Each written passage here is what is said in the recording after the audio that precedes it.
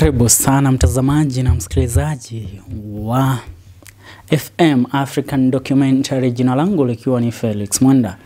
Nikiendelea kuongelea kuhusiana na mambo ambayo yanajiri nchini kuhusiana na kukamatwa kwake kasisi Pastor Ezekiel Odero. Inaaminika kwamba tumepokea taarifa kutokea kwa moja kati ya viongozi tunahitaji kwa lugha ya King'enge church elders ama wazee wa baraza katika kanisa lake Pastor Ezekiel, ambaye anatuarifu ya kwamba nchi ya Kenya ni nchi ambayo haina macho kabisa, maana hawaelewi kile ambacho wanachokifanya. Na anatuarifu pastor alipata kuongea na wao na akawaarifu the prophecy ambayo aliitoa miezi 7-8 iliyopita kwamba nchi inakuja kupatwa na skando moja kubwa, na hiyo skando itakuwa ikimfunga yeye Pastor Ezekiel, na watajaribu kumzima na kuzima nyota yake ya ukasisi na kuweza kumtaja kama mtu mbaya katika jamii. Itaweza kutumika na kufanya kila kitu katika serikali ya sasa kuweza kumharibia jina Pastor Ezekiel.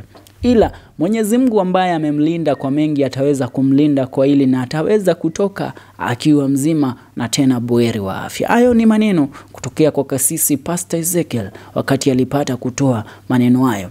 Na nikidhibitisha kulingana na hili, kuna clip nimepatana nayo kwenye mitandao ya kijamii ya kwamba the guy prophesied about his arrest and detainment, and he said that he will walk out of it unhurt and unharmed. Ndio sababu hapo jana mlivyokuwa mnamtazama Pastor Ezekiel pale akiwa kizimbani, ulimuona ni mtu ambaye ana haraka kabisa, yani amepoa. He's a guy very cool, down to earth. He really, like, he knew what was happening, like he was ready for what was happening. He didn't care what people would say. He didn't care why people will drag his name. He knew at the end of the day, everything will be alright and everything will work in his favor. Huyo ndiyo kasisi Pastor Ezekiel. Now, a lot of Kenyans and a lot of things are happening in the country, but one thing always stand out. Why should the DCI implicate Pastor Ezekiel in the murders that are happening in the country? Let me tell you one thing that I've already discovered as we do the research into the matter. Mnanielewa? Sasa katika uchunguzi na mambo ambayo tumekuwa tukiyafanya katika nchi yetu ya Kenya, tumeweza kugundua ya kwamba watu wanafanya kila wawezalo ndipo kuchafua jina lake kasisi Pastor Ezekiel. And one of the things that are being done, it is said that this arrest and detainment of Pastor Ezekiel is not only about the church of the mass murders that are said to have happened in Kilifi, but this is a political move by people in government, and his enemies in government are trying to taint his name and are trying to blackmail him into stepping back, because Pastor Ezekiel has become so influential in the country.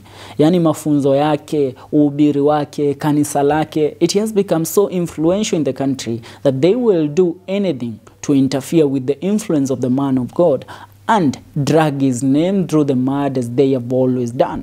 Ila wanasema yeye yupo tayari na amekuwa tayari, amekuwa amejiandaa kwa hili, maana alikuwa na ufunuo kutokea mwanzo ya kwamba wakati kama utafika ambapo atatajwa kama muuaji, atatajwa kama mtu ambaye aliokosa mwelekeo, atatajwa kama mtu ambaye ameipoteza jamii, ila jamii yenyewe ambayo inamtaja hivyo wana ushahidi wa kutosha kwamba yeye amepigana na amefanya kila awezalo kwenye uwezo wake kuweza kuiokoa jamii na kuisaidia jamii. Huyo ndiye Pastor Ezekiel.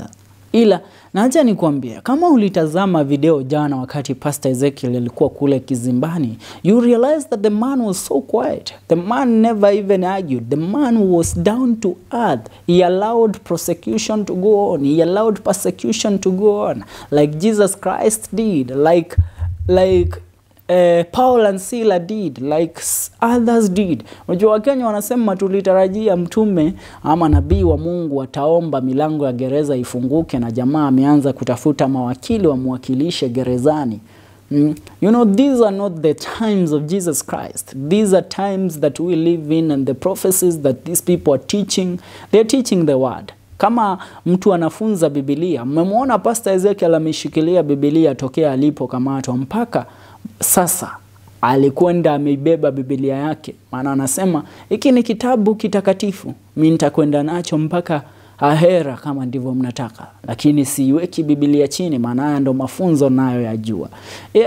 Na anasema wakati unakuja, alisema na acha nirudie, alisema wakati unakuja serikali itakayoteuliwa, miezi 6 katika serikali hii mambo yatafanyika, ulimwengu utakuwa na mambo mengi sana ya kuyaongelea, na nchi ya Kenya itapatwa na scandal moja kubwa zaidi, na katika ile scandal wataniweka katikati ya ile scandal, nitatukanwa, nitabebwa, nitafanywa, nitagaragazwa kama alivyogaragazwa na kufanywa mtume Yesu Kristo wakati wa mwisho before afe na aondoke duniani. Lakini watu watabaki kujua ukweli, na nitazalia kuwa mshindi baada ya vita vyote hivi ambavyo nitapigwa na mafidhuli ambao wanajaribu kuizima ndoto yangu ya ukasisi na uenezaji wa neno la Mwenyezi Mungu.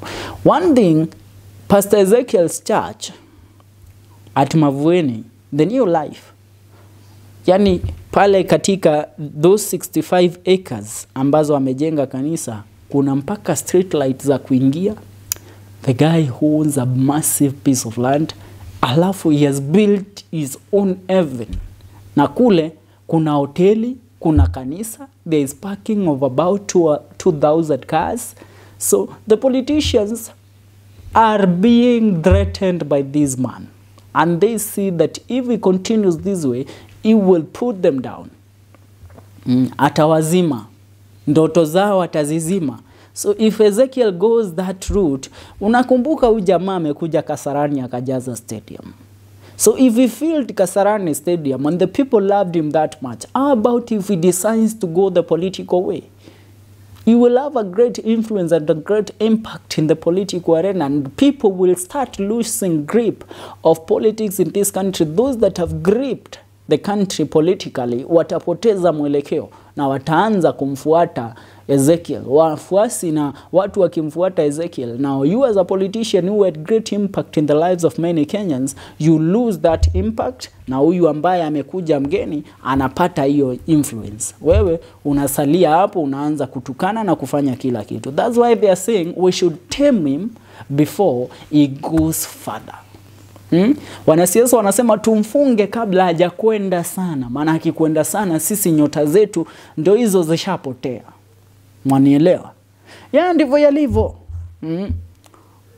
Ni hayo kwa sasa. Subscribe.